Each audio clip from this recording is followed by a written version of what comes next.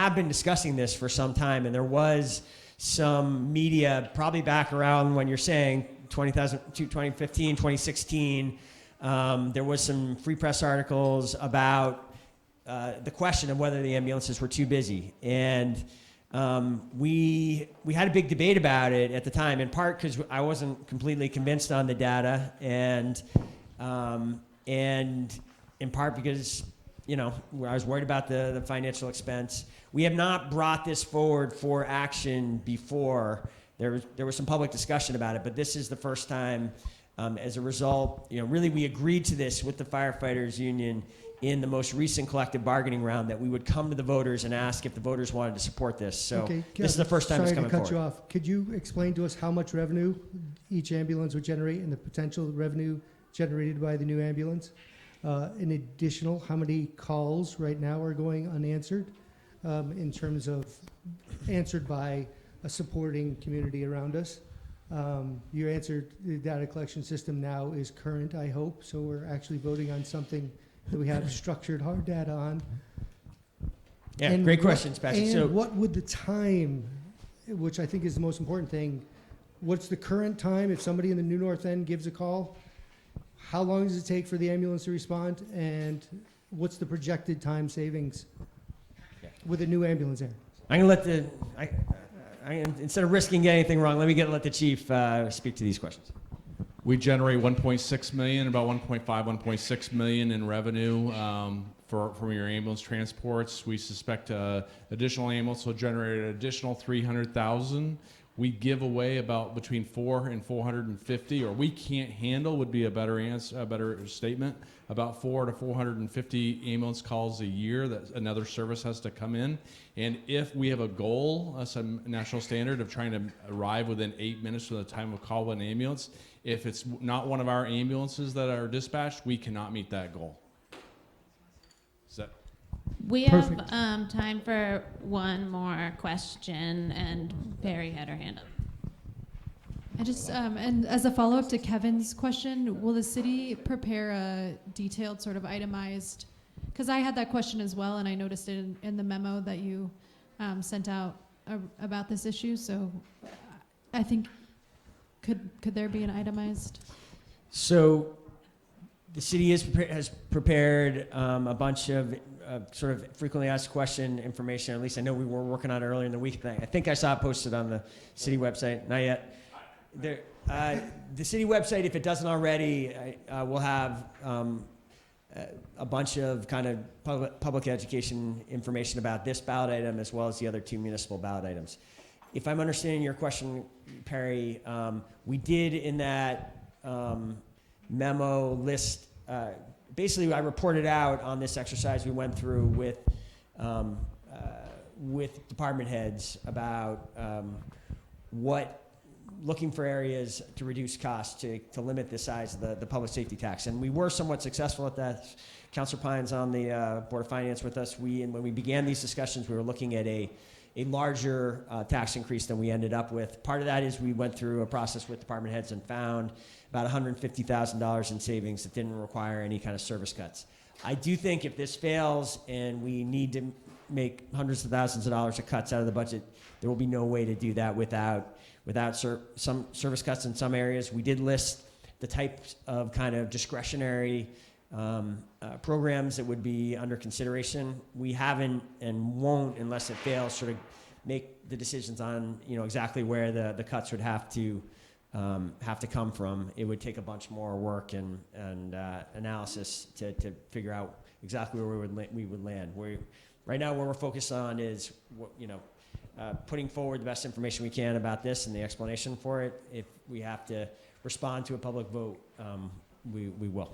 Okay. Yeah, I mean, I hear that. I guess my concern as a voter was just feeling like I don't know exactly what I'm supporting, and in the sense that list was sort of, it ranged from, like, as Kevin said, the highlight event to number of sworn officers, and so I understand that you're sort of figuring it out as we go. But it just feels a bit. Let me make sure hard to know what I'm. We are very specific about what the way the public safety tax works is an increase in the public safety tax needs to be spent on public safety related items, either fire or police items. All of these, the revenue generated by this would be allocated towards fire related items, and that is detailed out, and it was in that memo, and it will also be on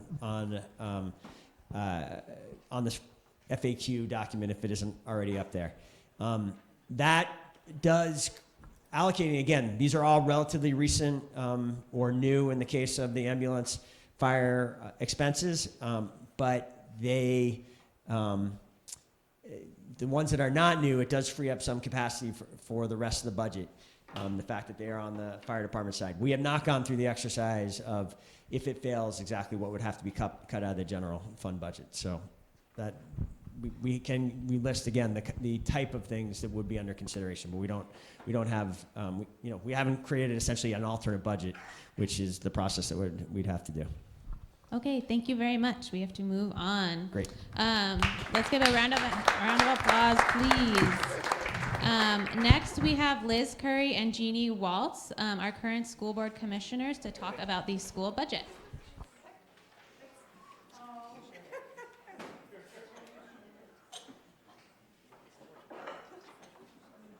I asked to put up stuff. Liz.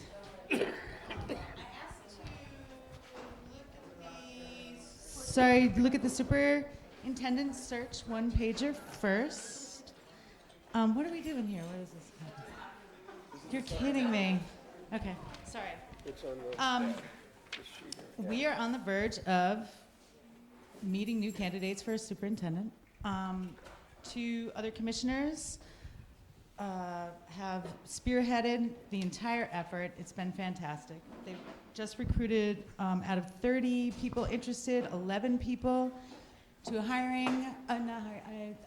screening committee, compiling questions, not just from the community, but from the board, from staff, from students, from administrators. And hopefully that's going to happen on March 5th, I think. And then, trying to think what else is really important about, well, obviously you can ask me questions about that process if you have any. And you want to talk about the budget? Sure. So the budget this year, hold on. So the budget this year was challenging because right out of the starting gate, it's always challenging. Right out of the starting gate, we had some fixed costs that we had to add. That included setting up an amount for the union contract negotiations. So we're starting with the teachers union, and then that cascades to the 7 other bargaining units we have in the district. And so we had to budget kind of an unknown ceiling for what that's going to look like. All of the NEA bargained with the legislature and the state for healthcare, so there's a big shift that healthcare will no longer be part of the local school district bargaining process. Now it's all just run by the Vermont health education something program. That's this board made up of teachers and state officials and other people who basically govern healthcare for all the teachers. So that was a shift this year that helps our budget, but then we also picked up some costs related to that in the restructuring. We also had, is that the healthcare? Oh, good. So on the back, where's the healthcare? What you're talking about is referred to. We knew that there was going to be a baseline. Right. I don't think the state healthcare Oh no, restructuring. the actual Anyway. no, not the actual And amount. then we also had to add 1.5 million for some other fixed costs, including once we draw down on the high school bond, we'll have the debt service associated with that, and then another 750 for something else I'm not remembering right now. It was the capital plan, wasn't it? That was the debt. But anyway, so that 3.5 billion got reduced through cuts that are on the back of your sheet. So we made $1 million in cuts. And then there was about 360,000 back in. So total impact is a $2.8 million increase in the budget, which is very, very small for a almost $89 million budget. So we are happy we did that good work. We felt good about it. I mean, unfortunately, we couldn't support a lot of needs we still have, but you know, one benefit is like we're hiring another driver for the bus that picks up kids with special needs, because some of them have had to be on the bus for an hour in the morning before they get to school because we haven't had enough drivers. So we're way out of compliance with ADA. They don't make it to their first class. I mean, just stories like that. So we fixed that problem this year, which feels really good. So the bottom line tax impact is going to be a 7.36% increase, which is like 7 cents on the dollar. So right now, people who are not income sensitive pay $1.93 per 100 value of real estate. $1.93 will go up to $2.14 per 100 value. But 68% of homeowners in the city are income sensitized, so they'll be paying at this lower rate of 3.18%, which is about $38 per year. So the majority of homeowners will experience a very minimal impact. And then 55% of renters in the city get the rental rebate, which is a pretty good, but it could be better. So if you know renters, if you are renters, make sure you're getting the renter rebate, because that rebates you a portion of your rent that goes to your property owner's taxes. And the property owner has to fill that out for you. And what this doesn't say is the per pupil amount is about $16,000, which is a little bit on the low end side per In student comparison. in comparison to Yeah. the rest of Vermont, And in comparison to the rest of Chittenden County. especially We're like, to Chittenden County. it goes Milton, Colchester, Burlington, and then the other districts. Oh no, Winooski. We're fourth from the bottom. So that's the budget. Yeah. Does anybody have any questions? Any questions about the budget? 16. 16,000. Yeah. And 13 of that is coming from the statewide education tax revenue. Burlington benefits from the education tax formula. So we get 13,000 of that covered, and then we have to raise the other 3,000 locally. Do we have any other questions? I want to let everybody know that this is the end of an era. I'm graduating! This is Thank you all for bearing with me for 7 years, and these kinds of presentations which keep you riveted to your seat. Thank you. I wrote a little thank you. You're not getting away with me not reading this. Okay. This is going to be very hard for me to say goodbye to you. You've been a fantastic mentor. Thank you so much for taking me under your wing.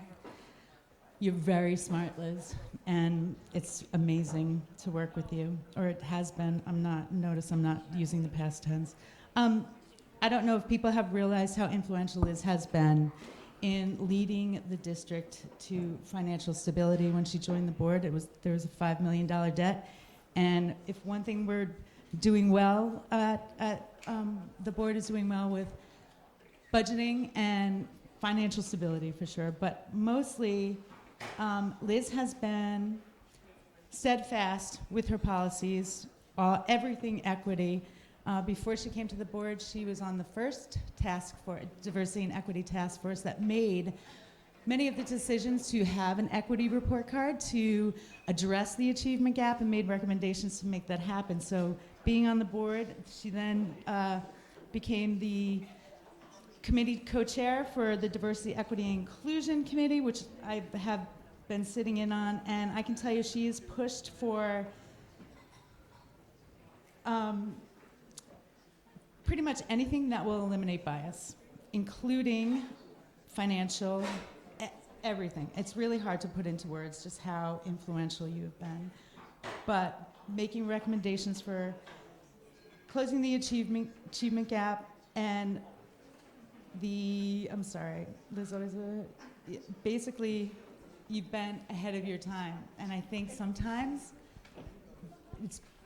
you've been met with resistance because of that. But I really want to thank you for pushing through, because there is implicit bias training now for every hiring committee, for the staff, and for the board, which is important in making decisions. The data-driven way of making decisions is both pragmatic and figuring out what's actually working, not what we feel like is working, not what we want to work and keep funding it, but what is actually working, and also helps us make decisions without our own bias. But anyway, I can Well, I adore you.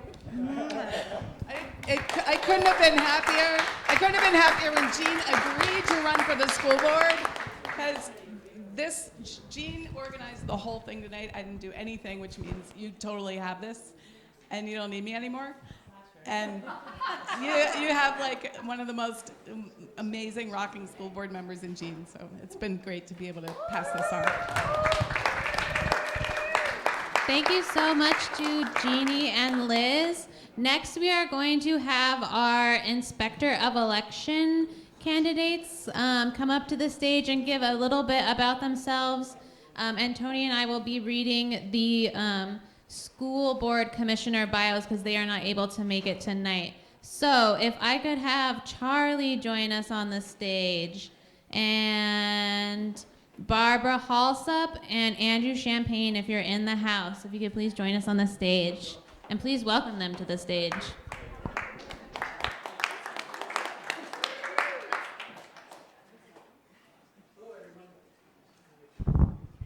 Hello, everyone. So I'm Charlie G. I've been doing I've been working at the polls in Ward 3 and 2 and 1 for about 20 years. I just wanted to give a quick update. So I first got involved in Ward 3 because the Ward 3 polling place had the worst reputation in the city.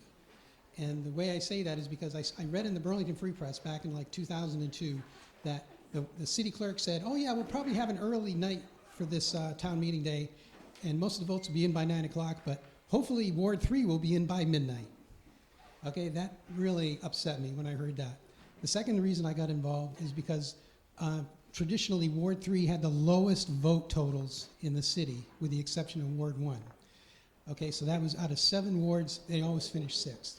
So what we did, so I became an inspector, and one of the first things that happened was in 2008, Barack Obama was on the ballot, and it was November 4th, it was dark, it was raining, and it was 35 degrees, and over 100 people had to wait outdoors to vote. So they had to wait to get in the door. So I said to myself, never again is anyone ever going to wait outdoors to vote in Ward 3. So we fixed that. Another thing that I did to improve the voting is we started working with the bake sale, the PTO bake sale. Because back in 2002 and 4, the bake sale wouldn't start until the afternoon. So I said, well, we've got to make the voting place more inviting to get the vote totals up. So what I did is I would set up, the night before, I would set up all the tables and chairs and electric, et cetera, for the bake sale. And sure enough, the bake sale started at 7 or 8 o'clock in the morning. And everybody loves the bake sale. So what I'm trying to do is I'm trying to make the voting place more inviting so that people want to go there. Another thing I did is I started working more with the principal. So I was on a first name basis with the principal. And so we got a concession to do parking, and we made a concession in the voting place so the kids could go across the back. So in other words, by working closely with the principal, that worked out great. And then a couple other things that we did more recently with Julia, we started using a greeter. So when we get busy and you walk in to vote, someone's going to almost immediately ask you, do you know where to get your ballot? Okay, do you know which line to get in? So that's a greeter. Then after they get the ballot, they would go into the polling place. But if you're busy, there's only like one empty seat. So I would stand in the voting place in the middle, and I would direct people to the chairs. And so again, these are all things that were created in order to make the voting place more inviting. 2 more things.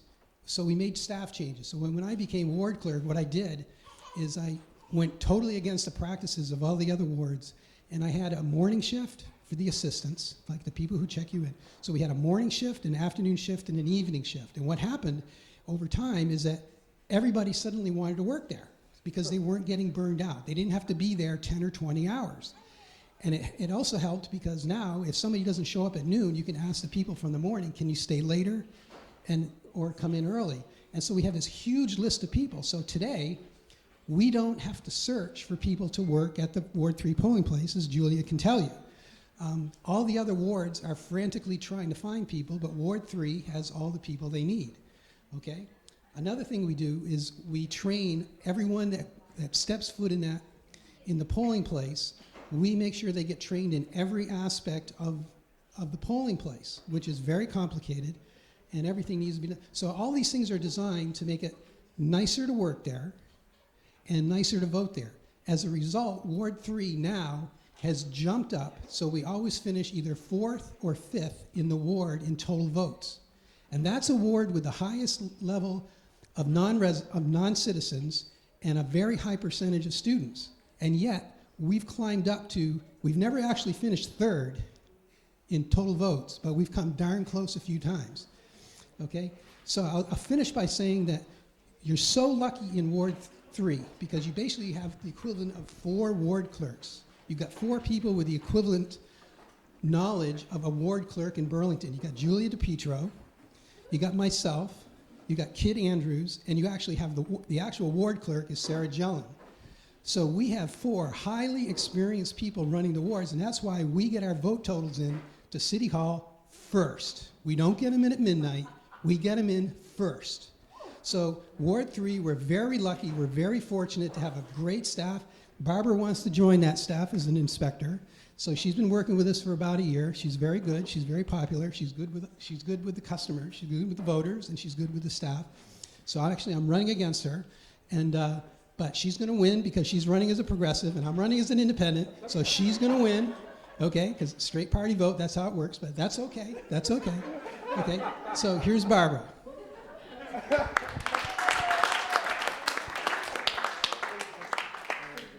Hi. That's a tough act to follow.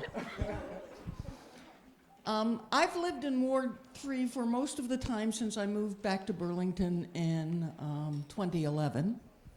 And I have almost always early voted because I didn't like to go to the polls. And I didn't like to go to the polls because I would walk in and I would wait to be checked in for 5, 10, 15, or 20 minutes when it would take me only 2 minutes to fill out a ballot. That has been changing lately. I went to the polls for the first time last year when I was working at the polls, and it was nice to see that a lot of changes had been made. I want to be your inspector of elections because one of the nice things about living in Vermont is we have valid elections with a paper trail. And I think we all know that what happened in Iowa last week will never happen here. I want Ward 3 to be the best ward in the city. I have been working with the Prague Party for many years. I am now on the steering committee, and I want to be your inspector.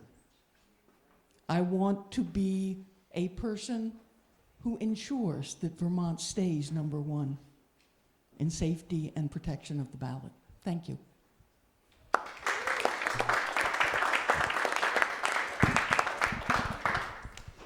And I will be reading Khalid Al-Mubarak's bio. He says, so I'm Arab American. I've never been involved in electoral politics or local politics. I figured the best way to learn about political parties and the electoral system is to get involved in one. Quite frankly, I am still puzzled by the concept of the Electoral College because it makes my job as an inspector questionable. Anyway, this will not only be the first time that I inspect elections or hold office, but it will also be the first time I ever vote. Way to go. And his final statement is, I hope no apps will be used. Thank you. And Tony will be reading the bio for one of the school commissioners.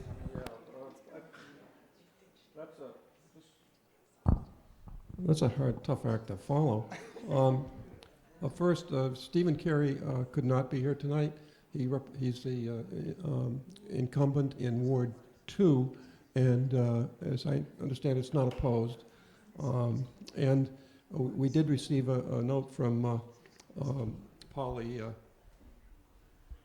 make sure I get her last name right, Vander Putten, I'm not quite sure of the pronunciation, who is, she could also not be here tonight, but since she sent a note, she had a conflict. The only connection I have with her is that Polly teaches French, and my mom's taught French for 15 years, so that's a pretty weak connection. It says, "Dear members of Ward 2 and Ward 3, NPA, I'm happy to announce my candidacy for school commissioner in Ward 3. I've lived in Ward 3 since 2006, and over the past 14 years, I have become familiar with many of the people and dynamics of my neighborhood. I currently am a full-time high school teacher at South Burlington High School. I have been teaching in public schools in Chittenden County since 2008. Before that, I taught in preschools in Vermont and in France. And before that, I taught adults and night classes in New York City. I am certified to teach French and German.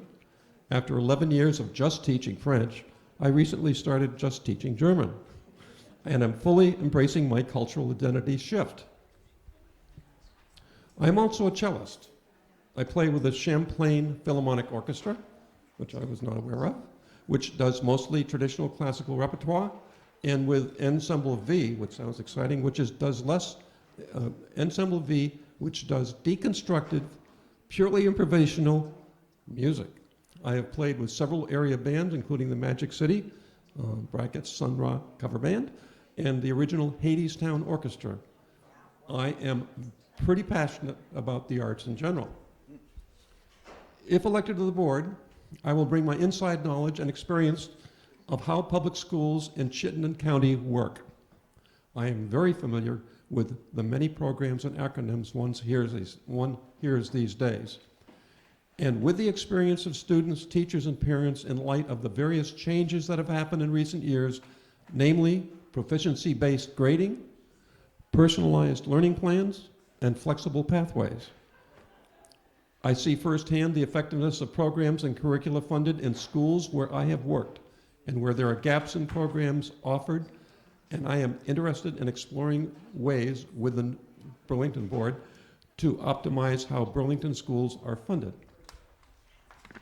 My number one priority is understanding how to best meet the needs of all students, which I feel is or should be the mission of public schools, and how to best support the teachers and staff who work with them every day. I am invested in Burlington schools as a current parent. I have an 8-year-old daughter at one of our elementary schools and connections through her to many families in the neighborhood. I also have neighbors whose children are grown and neighbors who do not have children. I see all of these people as stakeholders in the schools of Burlington, and I intend to examine all Burlington School District expenditures in light of how local tax dollars best serve our students in our community. If you have more questions, you may reach me at pollyvanderputten@gmail.com. Good luck on spelling, and I'll do my best to answer them. Clearly, if she is elected, her email address, telephone, and so forth would be on the internet. Sincerely, Polly Vanderputten. All right, can we give a round of applause for everyone who's running? Thank you for running. Next up, we are going to have our two Ward 2 City Councilor candidates, Max Tracy and Ryan Nick. How we thought this would go is that we would have them each give a little synopsis about their platform and why they're running, and then we'll open the floor for questions. So please give them a round of a hand as they come up.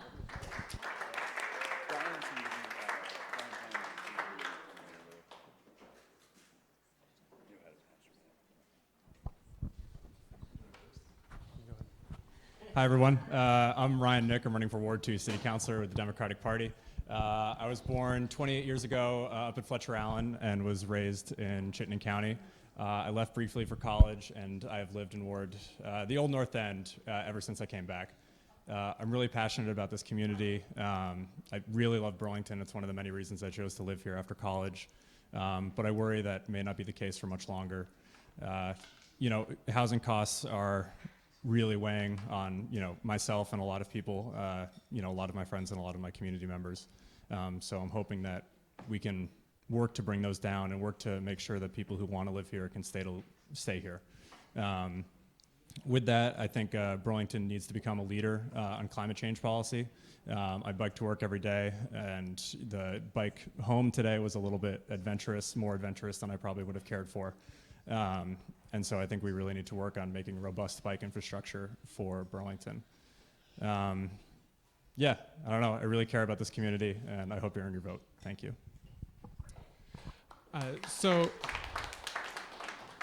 So my name is Max Tracy. I'm currently the Ward 2 City Councilor. I've been on the City Council for the last 8 years, and during that time, I've been a champion of a wide variety of issues having to do with climate action, really making sure that we focus on sustainability issues in our city, making sure that, for instance, we do actually build out that bike and pedestrian network. I was the lead sponsor on the Plan BTV Walk Bike Plan for the city, and I've led the implementation. So I've really showed up and been there to advocate for these necessary changes when it comes to sustainability infrastructure. And I've done a lot of that through my role as the chair of the Transportation Energy Utilities Committee. And I see that committee as a real opportunity, a real place that we can address some of these climate needs that we have. Because I think that that's probably one of the most pressing challenges that we have, this climate crisis that we're facing. The City Council passed a resolution that was happy to support telling us that we really are acknowledging the climate crisis that we face as a city. And I think that we need to do everything we can to make sure that we are reducing our carbon footprint as a city. So that means, again, that building out that bike and pedestrian network, but then also making sure that we improve our transit system by moving towards a fare, free transit policy.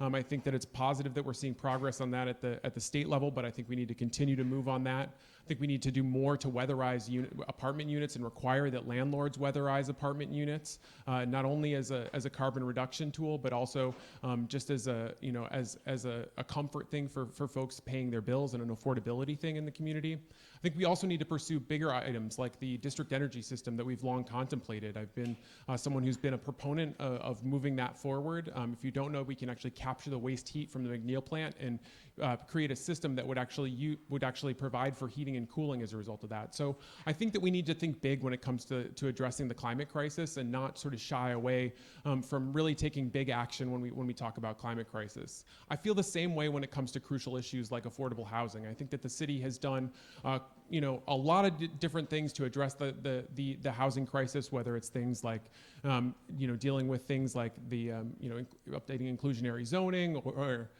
trying to deal with this ballot item that we saw that you're going to see on the ballot to restore the housing trust fund to a full penny.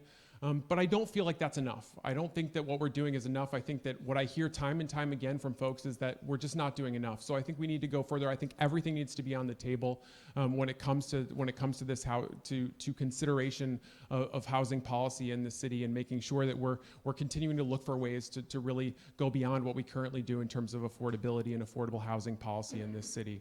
And I think that in addition to that, we also need to as we look at this housing issue and as we look at what's sort of been happening in the community, also reflect on sort of what's been going on in terms of development in the city.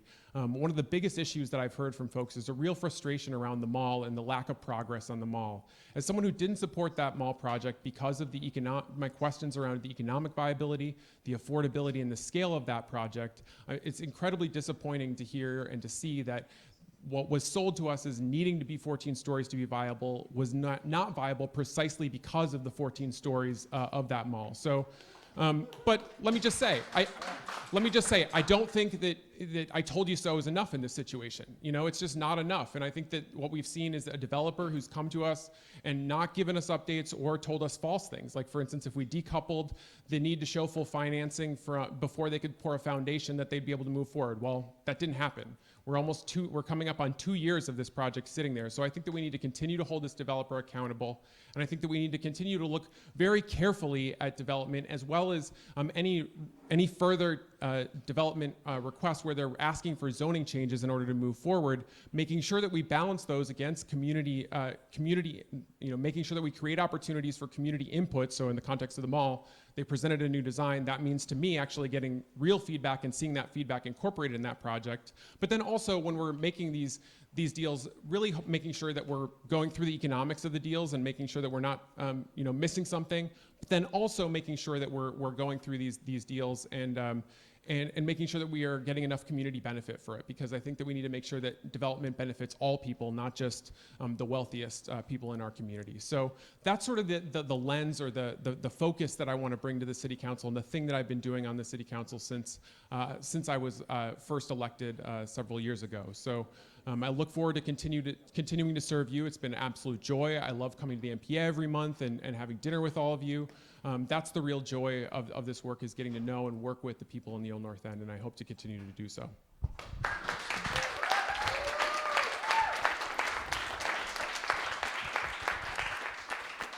Ryan, would you like a chance to expand on your platform a little bit before we open the floor to questions? Sure. I guess my focuses are really on affordable housing that I mentioned, making sure that we hold landlords of all types, residential in particular, accountable to code enforcement issues, making sure that people, can afford their utilities, make sure that the code enforcement issues that are existing are taken care of in a timely manner. A bad landlord is a bad landlord, and it reflects poorly on the city. And I think we really need to, make sure the issues that are existing are taken care of. I also think that the North Winooski Avenue needs to be carefully done in a thoughtful way. I've talked to a lot of residents and businesses along that corridor, and the removal of 110 parking spaces is something of real concern to them. The people aren't going to start coming with their car, or they're not going to stop driving there. They're just going to park in front of houses. I know that's a bit of a contentious issue in this ward meeting, but I just really believe that we need to look at the parking management plan and be thoughtful about how we proceed with that project. Finally, I want to just make sure that the public understands what the City Council is doing. I think there's recently, particularly within the past 5 years, I suppose, a lot of animosity in the city about what the council's doing, about what the mayor's doing, about how the city government is being run. And I think that comes from legitimate disagreements and fair disagreements, and I think that's fine. But I also think it comes from a lack of clarity with the public. And so I just want to sort of be a little more transparent, be a little more clear, and explain the thinking behind our decisions. Thank you.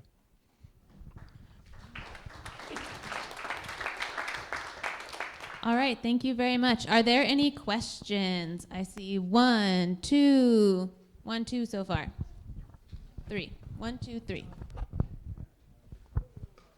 So it sounds like the Winooski Ave study might be pushed into March.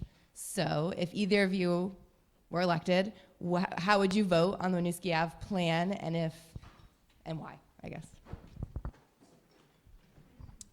So I'm the lead sponsor on the resolution adopting the Winooski Avenue plan. I've been involved in this, and I think that it's, what I'm hearing is sort of like, I like bike lanes, but the one crucial corridor identified in this is problematic or challenging. And I think that I understand the challenge there, and I think the challenge is really that we're an incredibly car-centric society that is really focused on one mode of transportation when we really need to balance the equation, and we need to get off of fossil fuels. We know this. We are in climate crisis.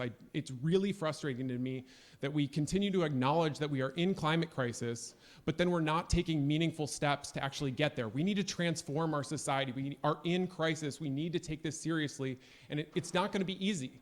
We're going to have to make sacrifices as part of this crisis. And I feel like Winooski is the beginning of making meaningful progress in creating a bike network. There is no other street in the city of Burlington that goes north to south through downtown, connecting the Old North End and the South End. If you want a network, you need to unlock North Winooski, and you need to have bike traffic going both ways. You need to get into that in a balanced way, and so I support the resolution that I'm actually putting forward, obviously, because I think that it does that. I think that what we're looking at for this year is basically doing a 4 to 3 lane conversion in the downtown section. So from Main Street to Pearl Street, going from 4 car travel lanes to having 2 travel lanes in each direction, a center turn lane, and then bike lanes in both directions. That whole area accounts for a huge amount of crash rates, but that crash and that safety issue continues into the Old North End, where we see, for instance, a hot spot at North and North Winooski. So I think we need to continue that emphasis in the Old North End. What we're looking at doing is putting in the downtown section this year, doing a parking management plan to understand how we manage that parking that exists better. And what we've seen in other communities empirically that have done this is that, in fact, the concerns have not materialized in terms of business loss. I went up to Montreal and spoke with counselors there. And the counselor that I rode around with told me that they've removed 10,000 parking spaces, and people had the same concerns there, basically, that they were concerned about business loss. And in fact, what happened was the exact opposite. The businesses were incredibly successful there, and that businesses around the country have been, where they've done these and made more sustainable, more friendly streets, have actually become more livable, safer streets as well, without negatively impacting business. So I think we need to open up our mind. We need to try new things because we're in crisis, and we need to look for new solutions to get people out of cars, because 50% of greenhouse gas emissions in Vermont come from the transportation sector. We've targeted carbon reductions as a city, but we have not met our goals. And in fact, we've fallen back in terms of our goals. That's unacceptable right now. We need to do more on climate, and I think North Winooski is a great place to start.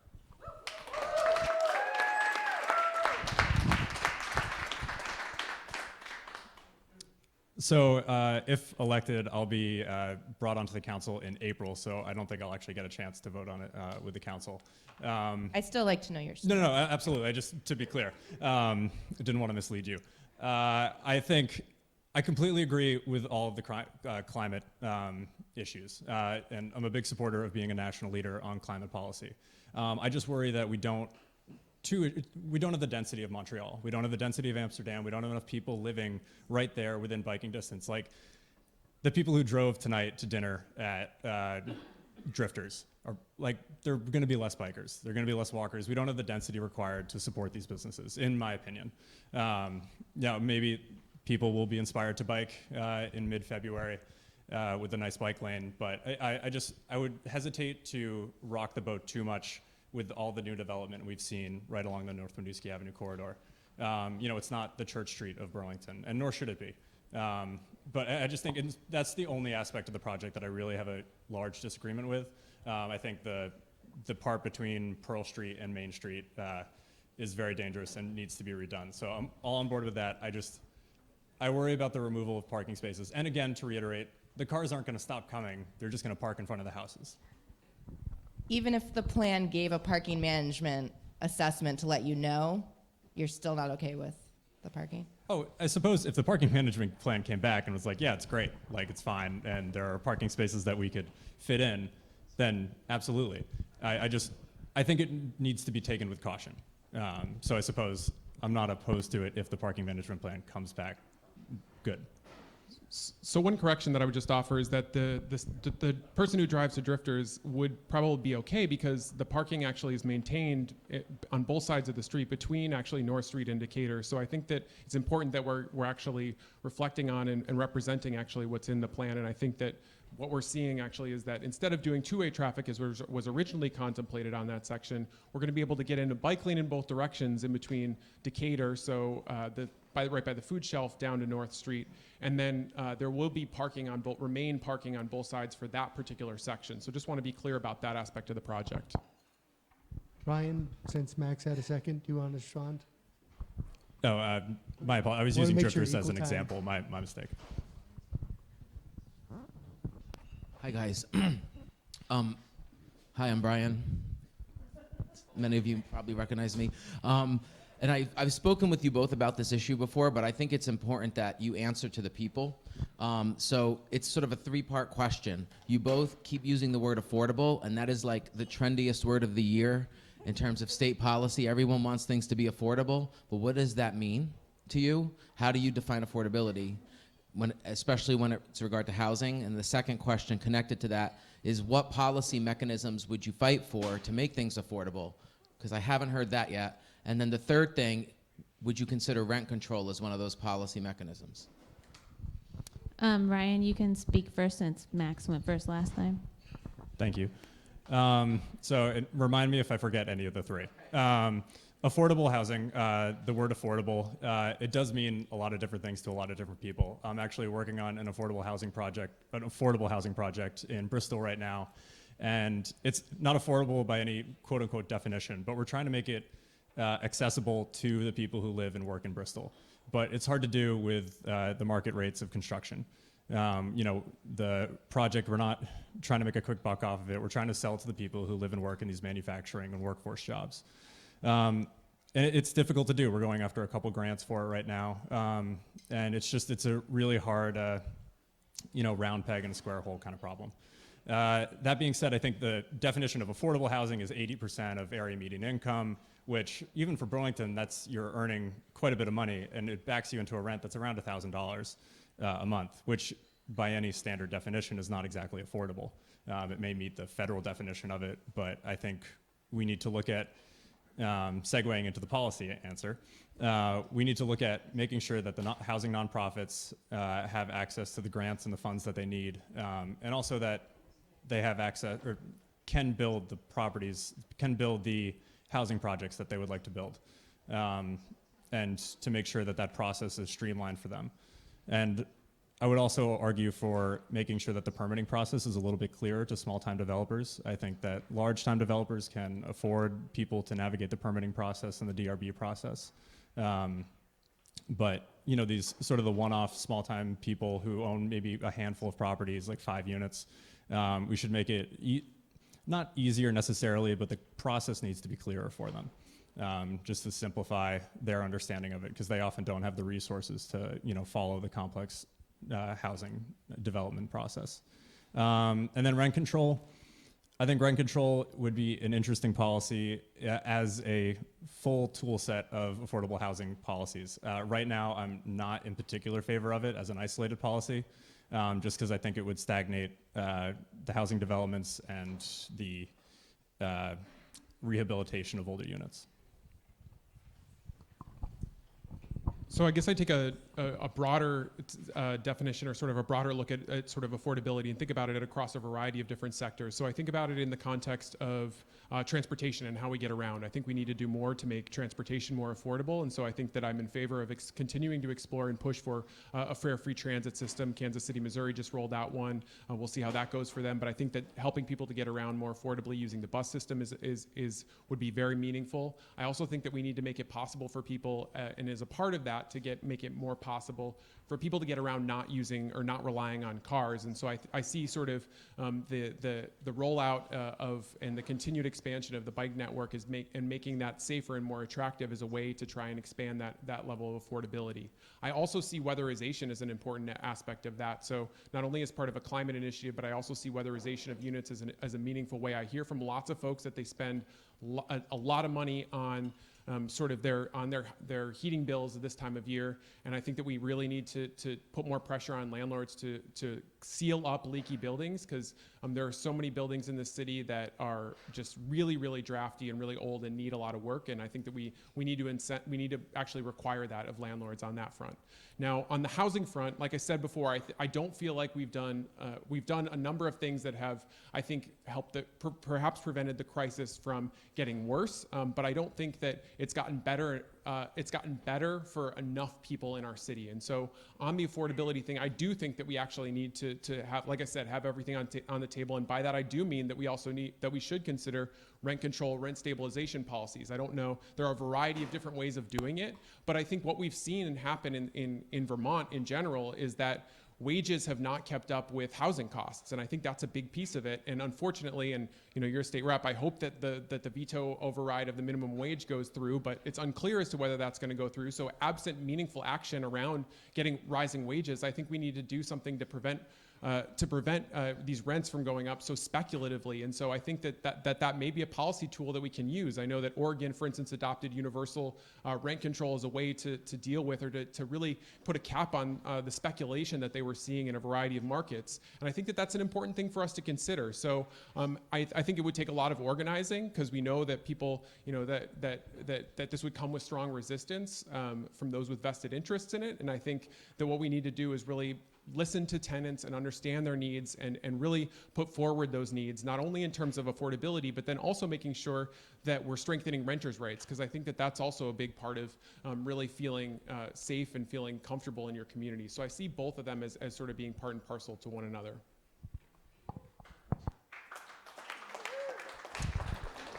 And we have a question back here. Hi, can you all explain, well, once, nice to meet you or see you for the first time at the meeting, appreciate you coming. Can you talk about the Downtown Improvement District and what your opinions were on it, and if you supported it, and why? So I did not support it. I was on the Charter Change Committee, and I fought it at the Charter Change Committee. I didn't vote for it at the City Council, and I stood outside the polls opposing it. And the reason I opposed it is because it was creating a private model for moving away from what currently has been a great success, which is the Church Street Marketplace Commission, which is essentially a city department or part of the city, and it's a public model. And so this was an idea to expand that beyond Church Street, but to do so under a privately held organization, and I found that to be not the way to go. I didn't think that it provided enough public benefit and enough public control and ability to have meaningful input over decisions relating to the downtown and how downtown was managed. So as a broader sort of policy point, I am very suspicious of these sort of neoliberal, market-driven kind of ideas that I think put more more power in the hands of private interests, and I'm very skeptical of that, because I think we've really seen over the last 30 to 50 years, that kind of ideology really take hold across our country and not really benefit working people, and contribute to a growing divide, not only in terms of wealth, but also in terms of power and influence. And I think we need to resist that urge. And I'm glad that 72% of people in Ward 2 agreed.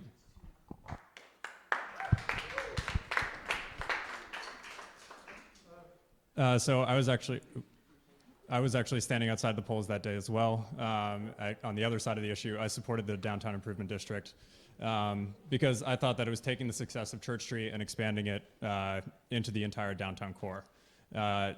Church Street, as it's run currently, it serves kind of two masters.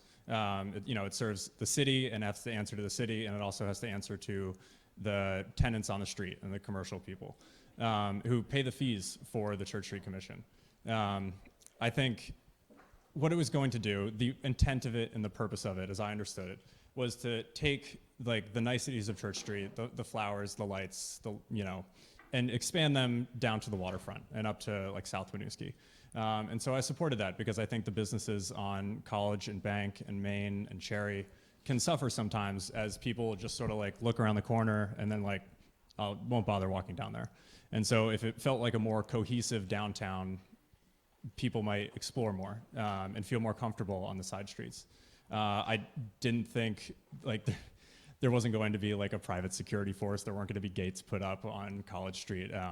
So I worry that the private model kind of got overblown and sort of mismarketed, perhaps miscommunicated with where the controls were going.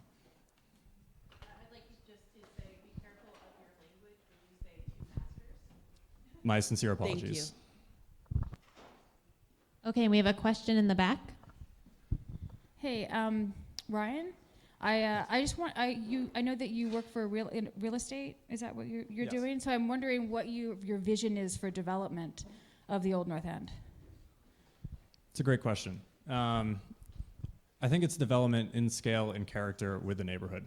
One of the many reasons I chose to live here and have lived here for the past 5 years is the character of the neighborhood, which right now is often single-family homes split up into apartments and nice little restaurants that you can walk and bike to. I wouldn't want to wholly change the character of the neighborhood at all. And that's why I think we need to increase density within the downtown core where more density is appropriate. And that way we can keep the character of our neighborhood. I've seen what working in real estate, I've seen what real estate development can do to a neighborhood in both good ways and bad. And I would certainly want to make sure that the Old North End, the character, the atmosphere, and the people are preserved and can continue to live here. Max, would you like to respond to that question? Yeah, sure. So I think that we have to be really careful about pushing sort of large-scale downtown development projects. I think as we see with the mall, there's a real opportunity cost to the focus and emphasis on these big projects and the and trying to really focus too much on the downtown. And where I sort of see that is in the context of our Community Economic Development Office, where, for instance, the previous director, I don't know how the new one, Luke McGowan, is spending his time, but Neil Lunderville was saying that he was spending 50% of his time just on the City Place project. And so that is, to me, time that's not getting spent focusing on the neighborhoods. And I think we need real investment and real focus on the neighborhood, because I think we're in a really unique and I think important place in the Old North End, where we have a lot of new businesses coming in, but we have businesses also that have been here for a while, businesses that people really value and that are important to us. And I think we need to really make sure that all businesses thrive. So for instance, when we have like a Jake's Market going, we need to make sure that Central Market has the support that they need, so they also stay here, that Thai Fat stays here, because or the Nepali Market. We need engagement from CEDO, and we need to make sure that neighborhood scale focus doesn't lose out to sort of an overemphasis on downtown and sort of these large dollar projects that may seem too good to be true, and in fact, in some cases, have actually been too good to be true. Tony, your question? Yeah, hi. I'm going to go back to housing for a little bit. In another life, I was executive director of the New Hampshire Housing Commission and did about $250 million worth of business in housing vouchers and new and rehab housing projects in about 30 months. There is a definition of affordable housing. We have 13,000 units of federal assistance in housing vouchers and project-attached support units in which the person pays, the household pays, 30% of their income max. Whether their income goes up or down, the rent is adjusted. 1 out of every 8 households in Vermont, and certainly a higher percentage here in Burlington and Chittenden County, about 3,000 units right now of what's truly affordable housing assistance. The state, and this is from my experience on the Coalition of Vermont Elders, I'm on the policy committee that we've been working on for a number of years now. We have a real problem with growth of old folks, with 4,000 more seniors every year. Actually 3,000 less non-seniors in Vermont. Here's the issue, that we have a growing need for affordable housing assistance at 30% of income max, and neither the state nor the city provides 1 penny for those kinds of units. Yet we have people who are in prison, who are in hospitals, who cannot get out because they can't afford the housing. And $8,000 to $9,000 a unit to provide affordable housing assistance to that person is a lot cheaper than $70,000 in the prison, or $400 or $500 a day at University of Maine Medical Center.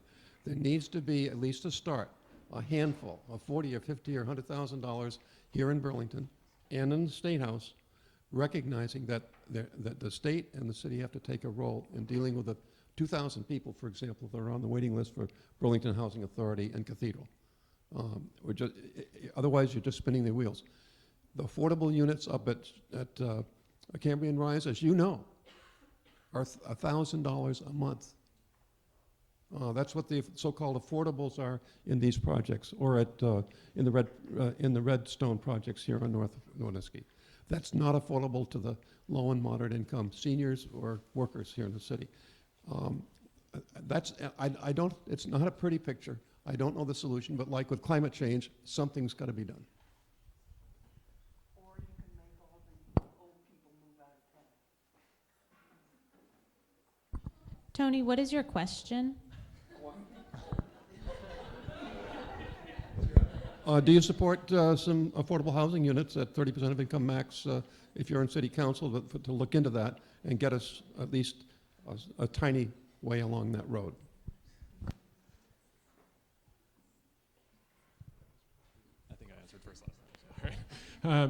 Yeah, of course I do. I mean, and I think that this is what I meant by when I talk about sort of existing policies not quite, addressing things. Like, for instance, inclusionary zoning doesn't deal with that sort of deep level of subsidy. It is a tool, but it is not the tool. It's not an end-all, be-all. It helps to create some affordability at a certain range, but I think what you're talking about is sort of that deeper level of affordability. And so I think part of that is really looking at additional ways of getting revenue towards the Housing Trust Fund. I think that the ballot item is a crucial start to that, because that can be meaningful seed money to help us pursue additional grants and things, but I think we need to go beyond that. I think we need to continue to look towards progressive streams of revenue that put the burden more on the wealthiest members of the community when it comes to taxpayer dollars, and less on the burden of the lower income folks, and use that money specifically for housing and for that lowest income or that lowest level of housing, because we're not, I agree, doing enough to move us towards a housing first model in the context of homelessness, or allowing people to sort of age in place, or providing opportunities for you. Like, I know, Tony, that that's a challenge, and that's a thing that has been is difficult. And so I fully understand that, and you're not the only one. I hear this from a lot of people, and so I think we need to continue to do more and push it. I also think, like I said, that all things are on the everything should be on the table when we look at these things, because again, we're in a crisis, if we're being perfectly honest, with housing, and it's not getting better fast enough. I would echo actually a lot of the same things. That being said, I think the fact that there's a 2,000 person waiting list for these affordable units is a shame for the city of Burlington. Like, the fact that we have a city with so many resources and so, such a high quality of life, that people who really want to live here, if you want to live here, if you can afford to live here, that's great. But for these people who want to live here, or can't afford to live here, I think it's a shame that we have to tell them too bad. And I think it's really incumbent upon the city to empower those who can build these units and get these grants from the government, and make sure that these housing units are available, to make sure that they can, build more units for these people who need them. Do you have a rebuttal?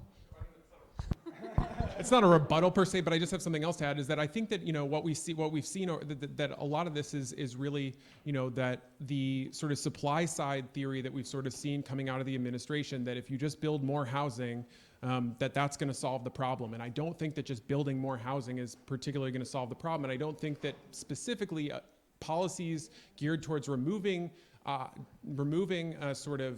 obstacles, or removing a deliberative development review process for developers are going to really get us there. I think we need to continue to have a deliberative review process. For instance, we've moved forward, the council adopted, I didn't support, a form-based code model for the downtown, which is geared towards which really is a big benefit to developers, in the sense that it lets them basically, if they check off the boxes, meaning they meet different criteria for their building, they don't have to go before the DRB.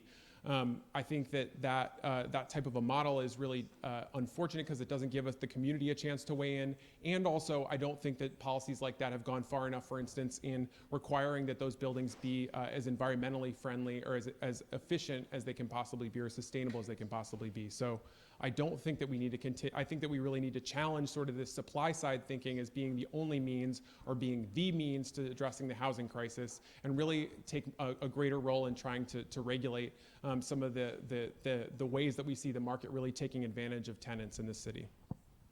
Ryan, would you also like to add? Sure, thank you. I guess, to be clear, I don't mean taking away any regulations or DRB process. I think we need to have clear rules of the road. A lot of things that prevent a lot of smaller developments is sort of the uncertainty about whether our project will go through to completion. So I see the city acting more as like this is a bad metaphor, but like a speed trap. If you're going the speed limit, you're free. If you're checking off all the boxes, and I agree that you probably should have more robust boxes, especially around weatherization, insulation, et cetera. But I see that, if you're going the speed limit, you're good. On more major projects, on major thoroughfares, maybe like there's public input. But like, if you want to, develop like one of the other properties that you own in the city, and you're doing it correctly, then you should be good. If you're, skirting the rules, if you're, breaking, some of the regulations, then, the city gets to step in and prevent you from doing so. And Kevin has a question.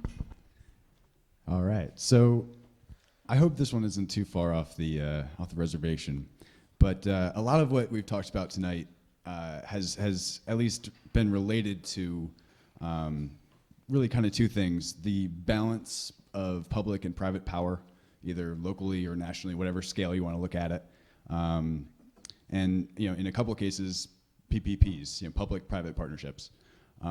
So I'd love to hear both of you guys, or one of you who has thoughts on either one. I'd love to hear what you think.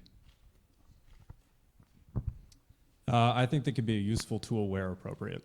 The city has to maintain oversight of projects that they have a stake in, and obviously maintain their control over public property. But I think, especially with projects such as the Moran plant, you see sort of what a city-owned property can fall to, if you will. I'm encouraged by the recent progress with the Moran plant, but I worry that if you take away too much of the public-private partnerships, like that sort of idea, that model, we'll see more Moran plants in our future. Not more Moran plants. You know what I'm going for. But so I think that can be a useful tool where appropriate. But we need, with any public-private partnership, there needs to be a robust public input and public comment to make sure that when they are done, they're done correctly. So I think we have to be very careful with public-private partnerships and look at them very warily. I think that this can be sort of the Trojan horse of neoliberalism and the expansion of private interests that tip the balance in favor of those interests. So I think we have to be very careful about that. I am opposed to selling more public assets to the city. For instance, I think it's really unfortunate that we sold the parking lot behind the Boves to Boves in order to develop a hotel. I think that was a really poorly thought out move. So I oppose further selling city assets, and I think we need to be very careful about those public-private partnerships because I think that they can oftentimes tilt the balance too far in the direction of private interests, allowing them to benefit themselves much more than the public.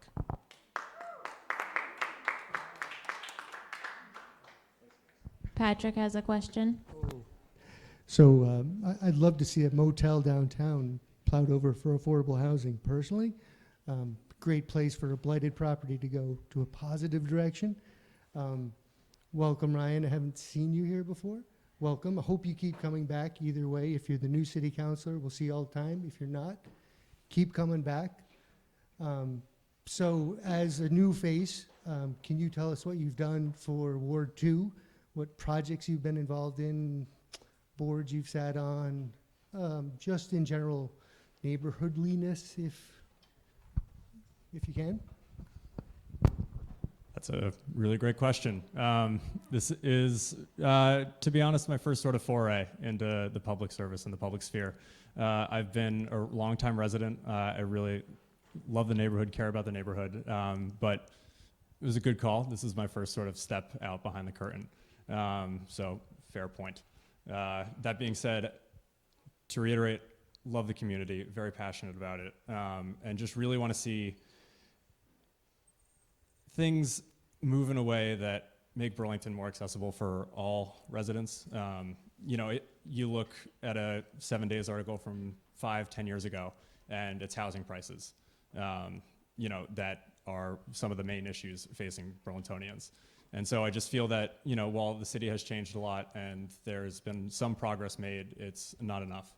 So it's one of the many things that, sort of inspired me to run and inspired me to, take this step out. Can you tell us what you've done for Ward 2? I mean, you got me. Like, I've been a resident. I've been in the community. Yeah. This will be my first thing that I've done sort of for Ward 2 besides living here and caring about the community. Max, would you like to respond to the question? I've been deeply involved in this community for the last, I've been a city councilor for the last 8 years. During that time, I've sacrificed so much in terms of going, coming to night meetings. So much of my life is the city council. I absolutely love this neighborhood. And I backed up that love by actually showing up and advocating for this neighborhood. And so that means, responding to constituent requests.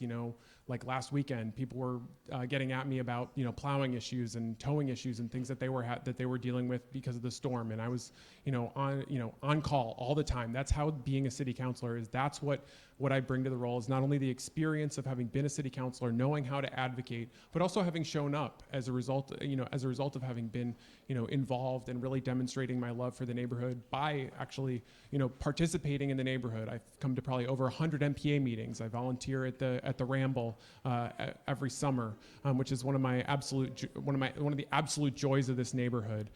So it's one of those things that has really become a way of life for me in this city, and in so doing, I've gotten a chance to really get to know the people of this neighborhood, know what their values are, what they care about, and advocate on behalf of them all the time. And so I look to continue that, to use the experience that I have as a city councilor, and really bring value to the Old North End, making sure that I'm continuing to represent the interests of this neighborhood. Thank you. And we have a question here in the back. Hey, so I'm really concerned about the recent police actions. And it seems like we've had the chief resigned, the deputy chief resigned. There's been some level of accountability. I'm interested in what you're going to do to hold the mayor accountable and the administration accountable for the role that they played, and also what kind of reforms you'd like to see in the BPD in general to make sure that the things that have happened don't happen again. So I've been this year has been a really challenging year when it comes to policing in the community. I mean, between the use of force incidents against men of color in the community, that was deeply disturbing to see people without words have their heads slammed into the ground and have traumatic brain injuries caused. And I think that's completely unacceptable, and that we need to do much more to expand de-escalation within the city to make sure that we're doing everything we can to avoid the use of force. I think that we're getting from 0 to 100 with some of these police interactions way too quickly. And so I think we need to do much more to have our police de-escalating situations and not using violence. I think part of that also deals with, how they comport themselves in these really challenging situations. Like, with the situation with Mr. Kilburn, I think we saw, that I think that situation was really made worse by the officer coming out and swearing at this individual who was already in crisis at the hospital. So I think that we really need to do much more in the way of training and de-escalation training specifically. I'm also in favor of dealing much more with root causes when it comes to some of these issues. So getting more social workers and crisis psychologists and people who can really deal with these issues on our police force. And I also feel like we need to do more to bring accountability to the police, because again, what happened with the social media scandal was incredibly troubling. I called it out, and in fact, we found out actually at the NPA in December, when we were actually here, right after the NPA that broke. And then the very next morning, I called Brandon Del Pozo up and I told him directly that I thought that he should resign because he had lost my trust. And so I tell people directly that when what I feel about these kinds of issues, and I've looked to hold the police accountable in these particular scenarios. But I think that now that both former chief that Del Pozo as well as Wright have resigned, we need to make sure, number one, that we've done a full and thorough investigation. It was troubling to me that it took Vermont Digger 5 minutes to find more tweets. So that was ridiculous. First of all, let's call that what it is and make sure that we do a full investigation, because how can you solve a problem unless you actually know the full extent of that problem, number one. Number two, let's expand community oversight in our community. Let's make sure that our police commission has some actual clearly defined responsibilities. Back in 2017, when I was on the city council, I was raising that issue, and we fought hard to look at a variety of different models for police accountability. Unfortunately, we were stuffed in that case, and I think if that vote had actually gone through, we might be in a different place. But I think we're in this place now, and what we need to do is really give the police commission more authority to investigate, to subpoena, to bring people in, and also, as a part of that investigation, give real discipline. I mean, 8 days for what Deputy Chief Wright did, 5 of which were vacation, that can't even be called a slap on the wrist. That's a joke. So we really need to be looking, or like 2 weeks for slamming someone's head into the ground and causing a traumatic brain injury. That is a joke. When other officers are getting three weeks for stealing beer, I understand that that's a serious offense, but traumatic brain injury, stealing beer, I think that we really need to make sure that we're taking another hard look at officer discipline, because I think that people need to know that when they step out of line like this, that there are real consequences for them, not just these paltry slaps on the wrist that really do nothing to ensure further compliance. So expanding the police commission, making sure we build officer discipline, and really dealing with this need for better de-escalation, I think will be crucial towards navigating our way out of this crisis.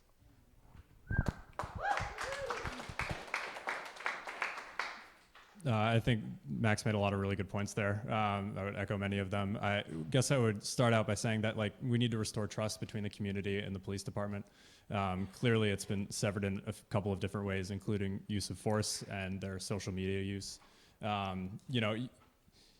You should feel safer, in your community. How that looks, you need to trust your neighbors, trust the people who run the city, trust the police force. And so I think it really works on reestablishing trust and improving community policing between the police department and the people who live in our neighborhood. I also think, just to echo, the fact that the administration didn't find the extra tweets or Facebook posts or whatever is mind-blowing, coming from a layperson who isn't really familiar with the investigation process. And how that wasn't better vetted is frankly amazing to me. So I think we need to take another look at what happened there. And we have a question over here. I'm surprised I get a second question. So you both just spoke a lot about the police, but I don't think you addressed a core problem that we're seeing in law enforcement practices and in the policy of our government in general, which is the impact of systemic racism. And so could you share your analysis and your understanding of what systemic racism is and how it influences our policies and practices in this colonial culture? Well, speaking from who I am, I don't have, at least, I have a good idea of what it is, but I certainly don't have an accurate or precise understanding of what it is, as I've never experienced it in my entire life.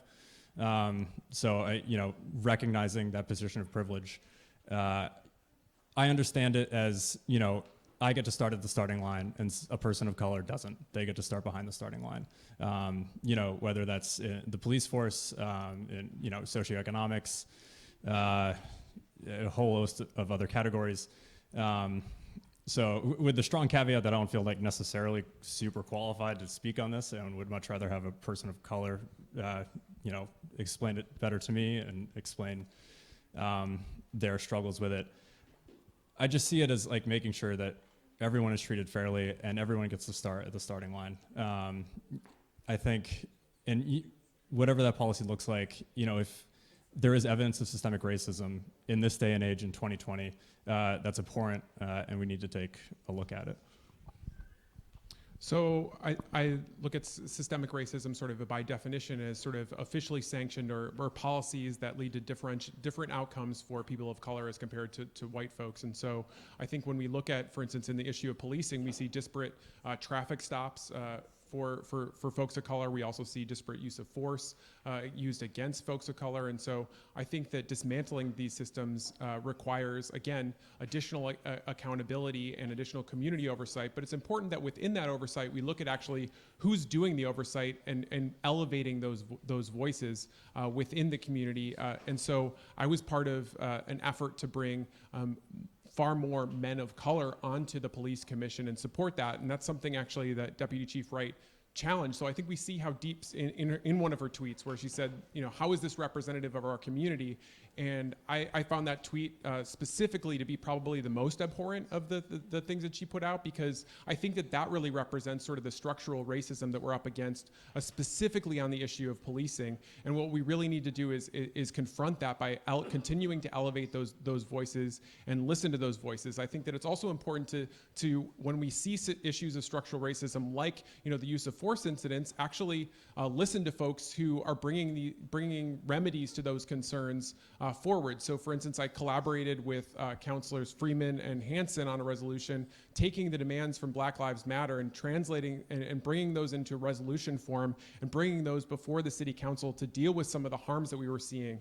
So, and that resolution unfortunately did not pass. So I think we're still up against a lot of challenges, but I really think that we need to continue to, not only get more folks on important boards and commissions like that, support those folks and elevate those voices, but then also make sure that when we hear policy mechanisms that folks from affected communities, specifically communities of color, are bringing to us, elevating those policies and really taking them seriously. Do we have any other questions? No questions? Okay, would either of you like to make a closing remark? Yeah, so I just want to thank everybody for coming tonight. I really appreciate it. This has been one of the absolute joys of my life, being on the City Council and representing this neighborhood. I have absolutely loved getting to know everybody in the neighborhood and advocating on their behalf and working to make sure that this is a city that works for everybody, not just sort of the wealthiest individuals. And sometimes that's meant, building things, and working together to create responsive policy to things like the opiate crisis, and working with folks like, and building, and expanding additional harm reduction strategies to really address that crisis.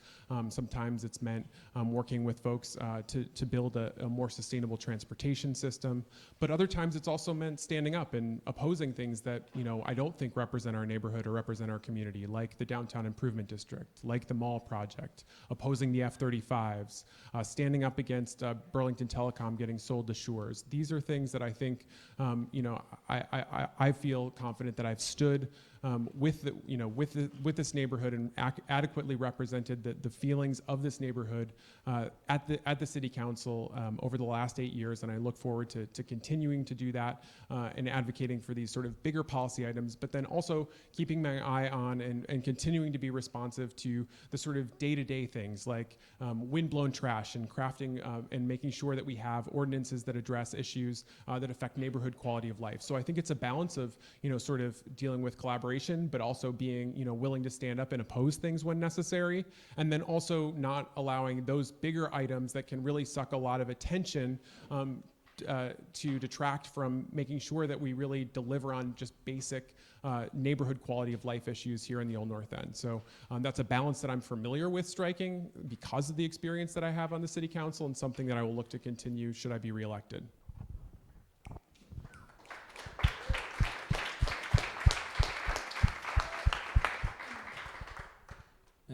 So I'd like to thank everyone for coming out tonight, to thank the NPA for throwing this lovely event. My apologies that it's my first attendance. Vermont has been so close to my heart for my entire life. I really love the state, really love the city of Burlington. And I worry that the changes that we'll see in the next 5 to 10 years will not be the changes that let people like me and people like my neighbors stay in the community. I want to make sure that Burlington doesn't turn into like a Soho or a Tribeca. Not that we're really close to that, but I want to make sure that we preserve the atmosphere that's here and we preserve the character of Burlington. And I think that we need a new direction for the City Council, for the city in general. Right now, it's this sort of infighting between the 14 stories and the bike lanes. It's these sort of two extremes that are constantly in tension with one another, and I worry that that's preventing real progress in the city. And so I hope to work on the City Council to benefit all Burlingtonians and to bring a better change for my community. Thank you.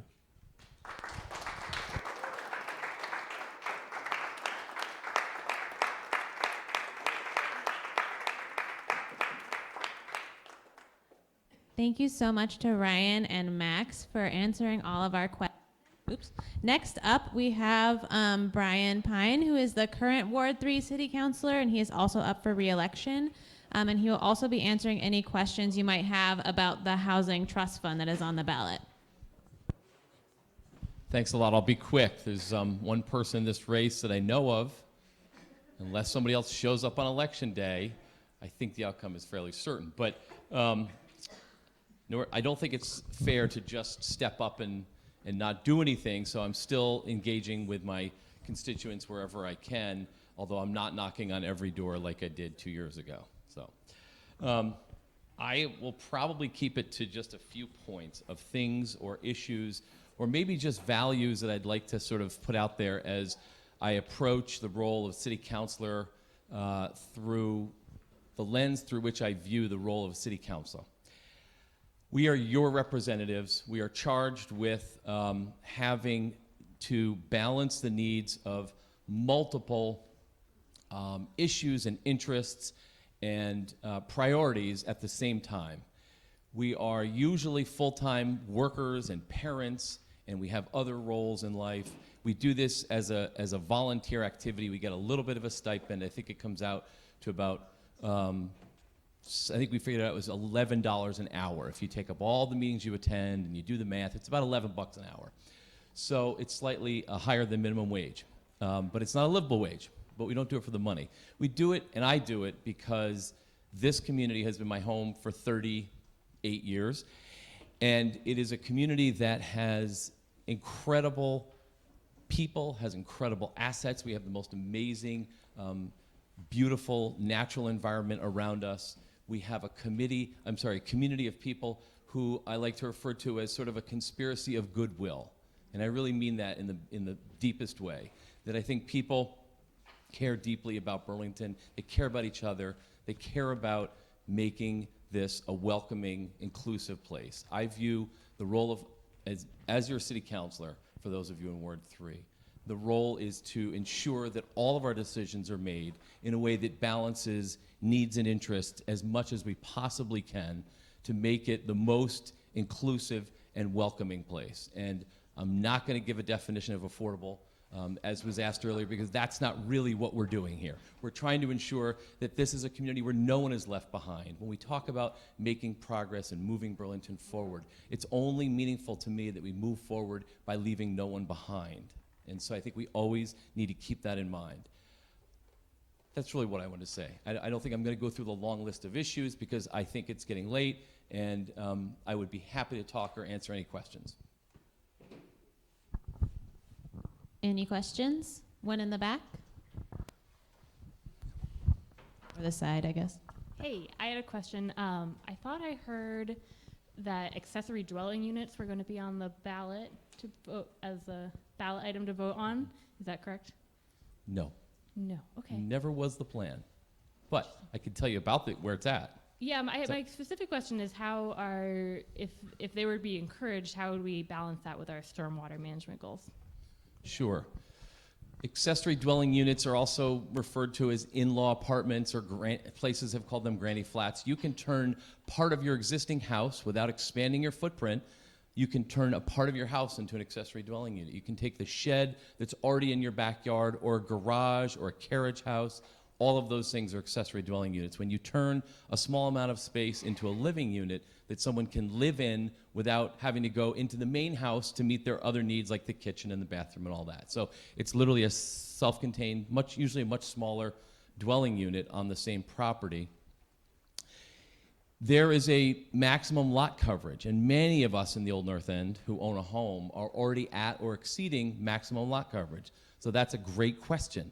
How do you deal with stormwater when you are already at maximum lot coverage? Because the issue of stormwater is impervious surfaces lead to stormwater runoff that eventually gets into our water system. So the idea now, rather than saying to the people in the Old North End, you can't actually have accessory dwelling units because you've already reached lot coverage, the policy decision was made to allow people to install mitigation that they can put into their properties, which is take up the driveway. I know one constituent here today can talk about that sometime. She turned her driveway into a pervious surface, and that is one solution to the question of lot coverage. Another is there's going to actually be a stormwater mitigation fund that you can pay into to mitigate stormwater impacts elsewhere. So those are the ideas for how to do it, be able to create accessory units in a neighborhood that's already quite built out. This may be an ignorant question, but if you don't expand your footprint, and are you creating any more impervious surfaces, or how does an ADL? That's by definition, no. If Okay. you don't expand your footprint, you have a building that's already there. And did You're you just say working. the proposed ordinance wouldn't allow you to expand your footprint? No, it would. Oh, it would. Under Okay, certain thanks. conditions. Okay, great. You've got to thank do with you. these things like setbacks and, Right. and others, but the lot coverage issue was what I think Right. Molly was getting at, Yeah. and she's I think right it's on great. that. That's the I issue. think it's great to address that. I was confused Yes. because I thought you couldn't expand the footprint. Thank yeah, you. You can. Yeah. Yeah. Do we have any other questions?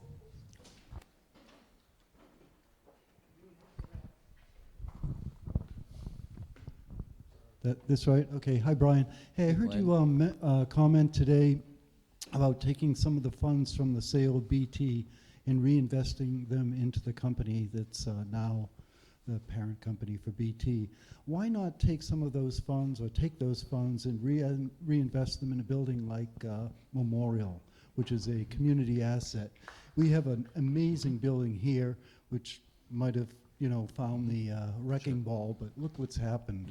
What are we going to do with them? I think it's a great question. We have a decision facing us, which is about 6.8 million comes back to the city in the sale. A bunch of obligations whittle that down to about 5.3 would be our net proceeds after we meet obligations that we have to settle. The city requested that Shores allow the city to own a certain percentage of this company, and it was allowed, they agreed to allow up to a third of the company. And the notion was that that investment over time would bring revenue back to the taxpayer to make up for the $17 million that the taxpayer spent creating Burlington Telecom.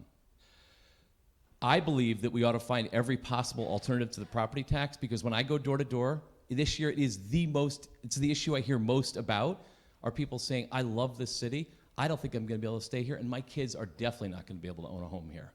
So we constantly have to balance. This gets back to the issue of balance. I believe that we can address Memorial through bonding and through bringing it to the voters and selling Memorial as a project. That's not the same as having a revenue source that will give year after year after year after year and preserve the value, because the way they structured it is, it gets into some math and some minutia, but I got to at least mention it.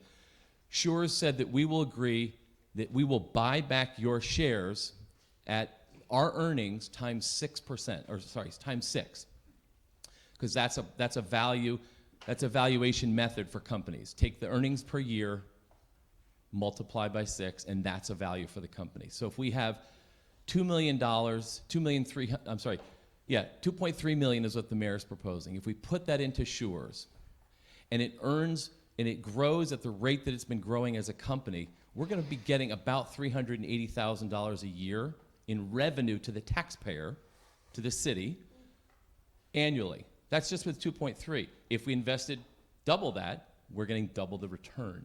That's equivalent of a fairly good chunk on the tax rate that we're talking about. So it's really a balance. And I think we can address issues around Moran, and we addressed a $30 million bond for our lake, got 92% of the voter approval, and our high school for $70 million got a 72% approval. So those issues can be addressed through bonding. We have that authority and that ability, and we borrow money at about 2.5%. So if we're going to get a 12% return on the investment to Shores, that to me is of benefit to the taxpayer. I think we have time for one or two more questions. Charlie, did you have a question? So I attended the Ward 6 meeting the other night, and I attended this one, and at both places I heard a presentation on the public safety tax for the new EMS. And both times I was running the camera, so I didn't have time to, but the city of South Burlington, I'm just wondering if you have heard, the city of South Burlington is contacting Williston, Essex, and Winooski to share more of their public services, so that, in other words, one of those towns doesn't have to get an extra fire truck, or an extra EMS vehicle or something. Have you heard anything about that? Because I haven't heard anything in this presentation about the need for the public safety tax. Not specifically, but I think the chief answered it really well by saying that if we need an ambulance to come from South Burlington to the new north end of Burlington, that could be a matter of life or death. Okay, so I don't think that's really Burlington's values, is to say, let's just save the money by going to another town and having one of our citizens not make it because we decided that's 84% of the calls coming from the New North End folks are for ambulance service. That's what people in New North End need, and if we don't provide it, I think that says a lot about who we are. I mean, I think we just have to take care of people. So, see, the reason I say that is because those other cities, what they're doing is they're saying, for instance, they're going to share their dispatch service. So dispatch is already being shared, though. Right, That's so regional. We're doing that. Right. So that's the sort of thing that they're trying to Sure. do. So Yep. I'm sure they're going to be delighted to hear that Burlington's going to have another EMS vehicle. So they're going to be happy to hear that because that means it makes things easier on the other EMS crews in the area. So that's the sort of thing I was just I curious see. if you'd heard about. So you're saying basically if we're going to share them regionally, are we giving something to the other towns by investing here? Not really, because they already get slammed and they have to rely on other towns to respond. So the demand for the service already far exceeds the staffing and the vehicle capacity that we have. So I think I'm just saying that.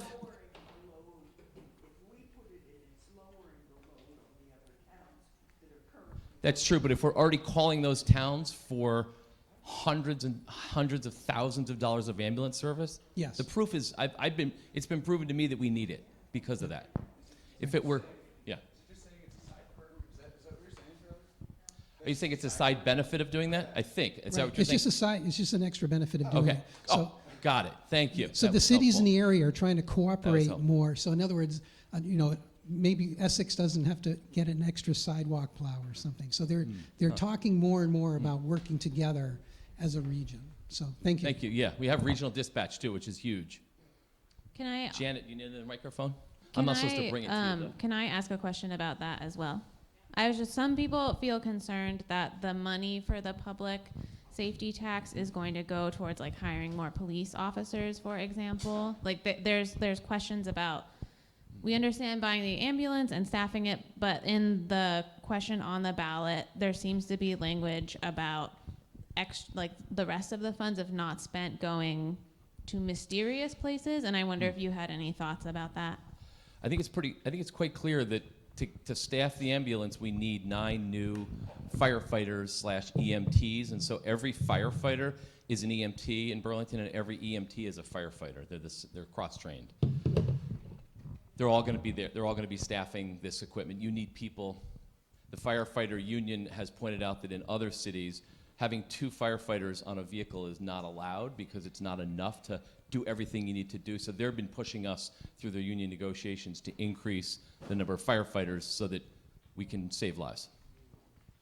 And we have time for one more question. Was there one question? My question overlaps with that, so if anybody else has a different one, they should ask it. Okay, go for it. So your reinvestment in Sure Communication, now you voted to go with Sure Communication in the beginning, correct? Oh, I was Or- not there. I was not Oh, on the you- council. all right. No, I fought for the co-op, Patrick. Yeah, I fought for the I'm co-op. Sorry. Yeah. I can't remember. Yeah. I'm just trying to grasp why we're now investing in something when we had the opportunity to invest in BT. We'll keep it Okay, reli- we can't go backwards. We can't create the. But it sort of sounds like we're co-op. going backwards. No, we're not going backwards, actually. What we're looking at is the Because we fact had an that opportunity. that company has already added thousands of new subscribers. So when they bought it in 2017, it was worth $30 million. It's already grown in value considerably since then. And the projections of growth for that company are such that we will recoup our investment in 6 to 8 years and still have that annual rate of return that I talked about. So take our $2.4 million, it will grow in value in 8 years. So it'll be worth double what it's worth, and we'll have the annual revenue as well. So it's an alternative to the property tax. This city has tried to find ways to get away from the property tax, and we've done franchise fees. We have, which spread taxes essentially to the university and to the hospital that they weren't paying before. We have a rooms and meals tax. We have a number of taxes that don't hit the property taxpayer, and this is one way to continue to fund city services without hitting the taxpayer. Does Janet, you we could do one more question and then we should wrap up.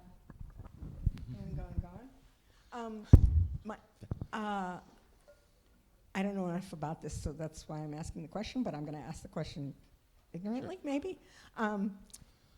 Is there a perspective, this is about the ambulance firefighter services, is there an informed perspective that questions having everybody on the ambulance be so fully qualified in several areas? In other words, pretend you need 2 or 3 people for an ambulance. Pretend you considered having a para ambulance person be one of those. Or pretend that you wanted every firefighter for certain to be an EMT, but you want, is there a logical perspective that questions whether every ambulance person has to be a firefighter and how that affects the cost?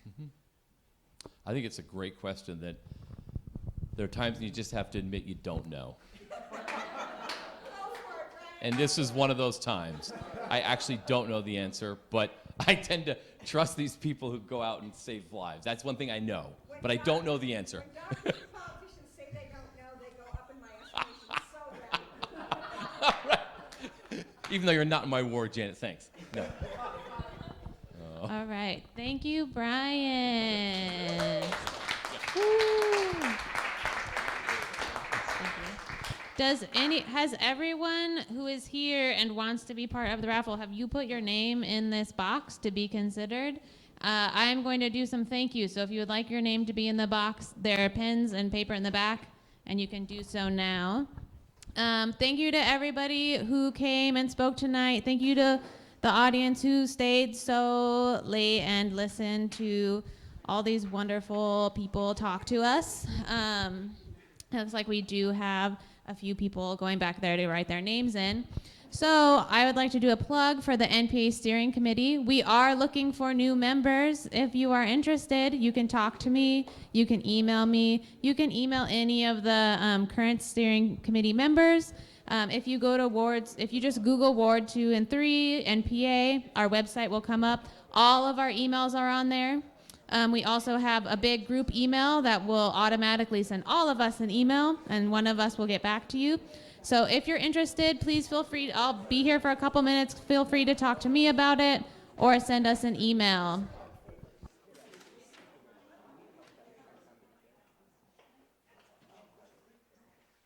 Okay, any last names? I'm gonna have Kevin draw the name for us. Can I get a drum roll, please?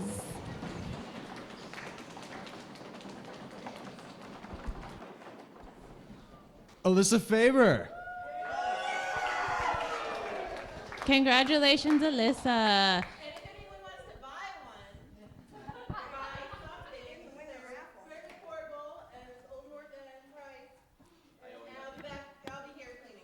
Yes, Melissa very graciously donated tonight's door prize. Thank you so much, Melissa. And she also does so much by always doing our arts and crafts table on the back, so please support her. Thank you, everybody. Please stay to help clean up if you are able to. I think Ben has an announcement, too. Speaking of cleaning up, if you are moving tables and chairs, please do not bounce the tables on the floor. They are not made of very durable material, so be careful with them. Chairs go on the chair dollies, 10 high, 30 per dolly, and you can bring the chair dollies to you because everything is on wheels.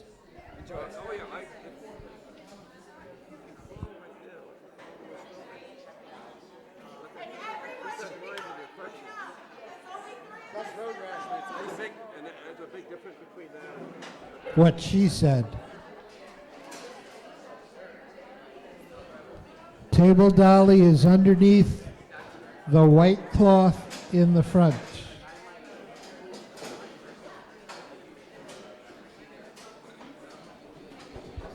Also, watch out for the microphone cord.